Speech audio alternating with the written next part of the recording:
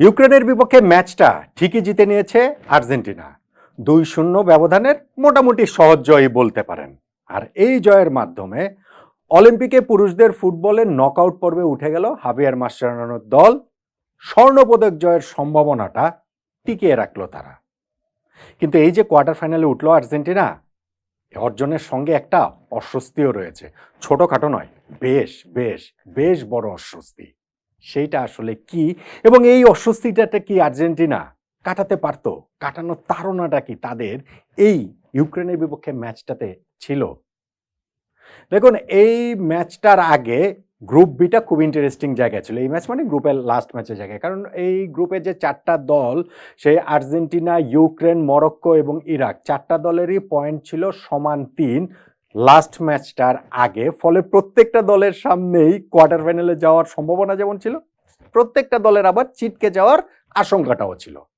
এখন আর্জেন্টিনার হিসাবটা কি, বা সবগুলো দলের সামনে হিসাবটা কি, যে নিজেরা যদি জিতে তাহলে আর অন্য গ্রুপের অন্য ম্যাচের রেজাল্ট কি হলো না হলো এত কিছু দেখা লাগবে না, কোয়ার্টার ফাইনালে তারা থ্রু করে ফেলবে। আর্জেন্টিনা ইনফ্যাক্ট ড্র করলেই তাদের কোয়ার্টার ফাইনালটা নিশ্চিত হয়ে যেত। সেইখানে আর্জেন্টিনা ম্যাচটা জিতে গিয়েছে। ইউক্রেনের বিপক্ষে এই ম্যাচের প্রথমার্ধটা গোলশূন্য ছিল, যদিও আর্জেন্টিনা কিছু চান্স পেয়েছিল, এবং সেই কিছু চান্সের বড় একটা অংশ হুলিয়ান আলভারেজের মাধ্যমে, যিনি এই ম্যাচেও আসলে গোল পাননি। প্রথমার্ধের ওই যে শুরুর দিকে তিনি বক্সের বাইরে থেকে খুব সুন্দর একটা কার্লিং শট নিয়েছিলেন, কিন্তু সেইটা বারপোস্ট উঁচিয়ে একটু বাইরে চলে যায়। আবার শেষ দিকে গিয়ে আরেকটা চান্স তিনি পেয়ে গিয়েছিলেন, ভালো একটা থ্রু বলে ভালো একটা রান তার ছিল, কিন্তু শটটা তিনি পোস্টের মধ্যে রাখতে পারেননি।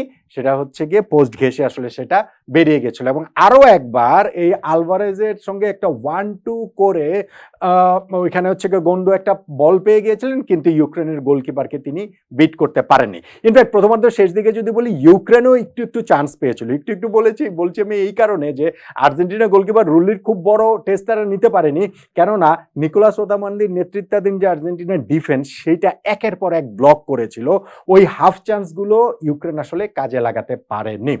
সেকেন্ড হাফের শুরুতেই আর্জেন্টিনা এগিয়ে যায়, এবং সেইখানে আলমাদা, গত ম্যাচেও যিনি গোল করেছিলেন, তিনি একটা অসাধারণ গোল করেছেন, মেসিকে মনে করিয়ে দেওয়ার মতো একটা গোল করেছেন। মিডফিল্ডের এখান থেকে বলটা নিয়ে তার একটা রান, স্পেস তৈরি করে বক্সের বাইরে থেকে নিখুঁত শটটাতে তিনি বল জালে জড়িয়ে দিলেন।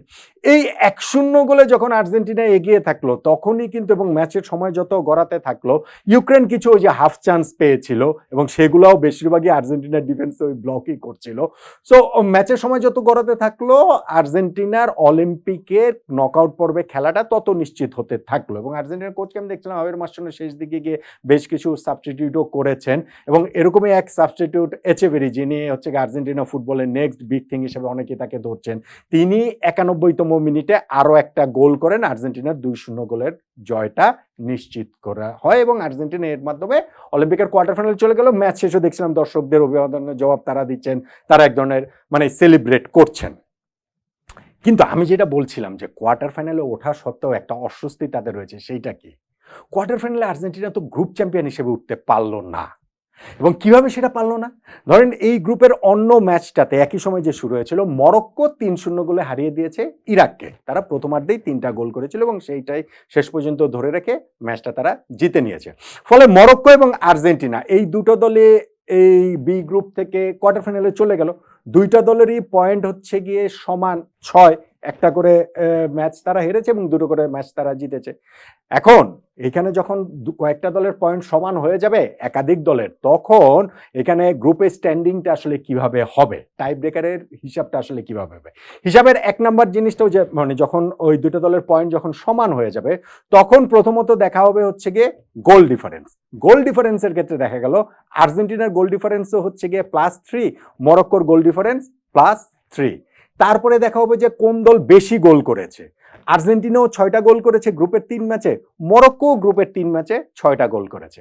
তারপরে দেখা হবে দুই দলের হেড টু হেডের রেজাল্ট, এবং সেইখানটাতে দেখা গেছে মরক্কো যে প্রথম ম্যাচটাতে খুবই কন্ট্রোভার্সিয়াল, সেই ম্যাচটাতে যে আর্জেন্টিনাকে 2-1 গোলে হারিয়েছিল, তার সৌজন্যই কিন্তু মরক্কো গ্রুপ চ্যাম্পিয়ন হয়ে গেল, আর্জেন্টিনা গ্রুপ রানার্স আপ হিসেবে কোয়ার্টার ফাইনালে উঠেছে। এখন গ্রুপ রানার্স আপ হিসেবে উঠলেই যে সেটা খারাপ হবে বা বিরাট একটা অস্বস্তির কারণ হবে, সেটা তো নাও হতে পারে। অন্যান্য ক্ষেত্রে অনেক ক্ষেত্রে সেটা আমরা দেখেছি, কিন্তু এইখানে আর্জেন্টিনা আমি বলছিলাম একটা বড় অস্বস্তি। সেটার কারণটা কি? কারণটা হচ্ছে গিয়ে কোয়ার্টার ফাইনালে আর্জেন্টিনাকে প্রবাবলি মুখোমুখি হতে হবে ফ্রান্সের। মানে আর্জেন্টিনা বি গ্রুপ চ্যাম্পিয়ন হয়েছে, বি গ্রুপ রানার্স আপ হয়েছে, এ গ্রুপ চ্যাম্পিয়নের সঙ্গে তারা কোয়ার্টার ফাইনাল খেলবে। এখন এই গ্রুপে ফ্রান্স প্রথম 2 ম্যাচে 2টো জয়ে 6 পয়েন্ট নিয়ে তারা কোয়ার্টার ফাইনাল নিশ্চিত করে ফেলেছে। এখন গ্রুপ চ্যাম্পিয়ন হবে নাকি রানার্স আপ হবে সেটা এখনো নিশ্চিত হয় না। আমি যখন এই ভিডিওটা করছি যে বাংলাদেশ সময় রাত 11টার সময় এই গ্রুপের ম্যাচ দুইটা শুরু হয়েছে। ফ্রান্স খেলছে হচ্ছে গিয়ে নিউজিল্যান্ডের সঙ্গে, আর অন্য ম্যাচটাতে হচ্ছে গিয়ে ইউএসএ খেলছে গিনির সঙ্গে। ফ্রান্সের 6 পয়েন্ট, নিউজিল্যান্ড এবং ইউএস এর পয়েন্ট সমান 3 এবং গিনির হচ্ছে গিয়ে 0। এখন ফ্রান্স নিজেদের লাস্ট ম্যাচটা যদি ড্র করে তাহলেই তারা গ্রুপ চ্যাম্পিয়ন। ইভেন তারা যদি হেরেও যায় তাদের গোল ডিফারেন্সে এখন তারা রয়েছে +4-এ। সো ওই ক্ষেত্রে ফ্রান্সের গ্রুপ চ্যাম্পিয়ন হওয়ার প্রবল সম্ভাবনা কিন্তু রয়েছে, এবং ফ্রান্স গ্রুপ চ্যাম্পিয়ন হলেই কোয়ার্টার ফাইনালে ফ্রান্স এবং আর্জেন্টিনা মুখোমুখি হয়ে যাবে। এখন ফ্রান্স আর্জেন্টিনা মুখোমুখি হলেই সেটা আর্জেন্টিনার জন্য বিরাট অস্বস্তির কারণ হবে কেন? একটা কারণ হচ্ছে গিয়ে ফ্রান্স স্বাগতিক দেশ। এইবারের প্যারিস অলিম্পিককে হচ্ছে গিয়ে ফ্রান্সে হচ্ছে, এবং সেইখানে স্বাগতিক দর্শক সমর্থনটা প্রবলভাবে থাকবে। এবং আরও একটা জিনিস যেটা আরও অনেক প্রবল অস্বস্তি যেটা কারণ, সেটা হচ্ছে ফ্রান্স ও আর্জেন্টিনার সাম্প্রতিক সময়ের ফুটবল রাইভালরি। ওই যে 2022 বিশ্বকাপ ফাইনালে আর্জেন্টিনা ফ্রান্সকে হারিয়েছে, তারপরে বেশ কিছু সময় হচ্ছে গিয়ে ফ্রান্সের ফুটবলারদের উদ্দেশ্য করে আর্জেন্টিনার দেখা গেছে যে তাদের বিভিন্ন বর্ণবাদী মন্তব্য, গান, সর্বশেষ কোপা আমেরিকা জয়ের পরে দেখেছি এনজো ফার্নান্দেজ সেটা করেছেন, এবং এইটার সূত্র ধরে কিন্তু কূটনৈতিক পর্যায়ে পর্যন্ত ব্যাপারটা চলে গেছে। ফ্রান্সের প্রেসিডেন্টের কাছে আর্জেন্টিনার প্রেসিডেন্ট হচ্ছে গিয়ে ওইখানটাতে হচ্ছে গিয়ে দুঃখ প্রকাশ পর্যন্ত করেছেন, ক্ষমা পর্যন্ত চেয়েছেন। ফলে এটা শুধুমাত্র আর মাঠের ফুটবলে সীমিত নাই, এটার ব্যাপ্তিটা আরো অনেক ব্যাপক হয়ে গেছে। এবং এই যে প্রথম ম্যাচটাতে আপনাদের নিশ্চয়ই মনে আছে যে মরক্কো আর্জেন্টিনার যে ম্যাচটাতে এত গ্যাঞ্জাম হলো, এত কিছু হলো, দর্শকদের ওই যে হাঙ্গামা টাঙ্গামা হয়েছে, সেইখানে ভাই মরক্কোর দর্শকরা এটা করেছেন, মরক্কোর অনেক অভিবাসী ফ্রান্সে রয়েছেন। আর এইখানে যখন ফ্রান্সের মুখোমুখি আর্জেন্টিনা হবে তখন তাদের এই গ্যালারি, উত্তাল গ্যালারির বিপক্ষে কিন্তু তাদের ওই লড়াইটা করতে হবে। সো আর্জেন্টিনার জন্য এইখানটাতে কোয়ার্টার ফাইনালে থ্রু করাটা তাদের জন্য এটা একটা ভালো ব্যাপার। ম্যাচটা তারা জিতেছে, ভালো ব্যাপার। কিন্তু এই যে রানার্স আপ হিসেবে যে তারা গেল গ্রুপে, তারা যে আরেকটা গোল করতে পারলো না, আর্জেন্টিনা যদি আরেকটা গোল করতে পারতো তাহলেই কিন্তু হিসাবটা অন্যরকম হতো, তারা গ্রুপ চ্যাম্পিয়ন হিসেবে যেতে পারতো।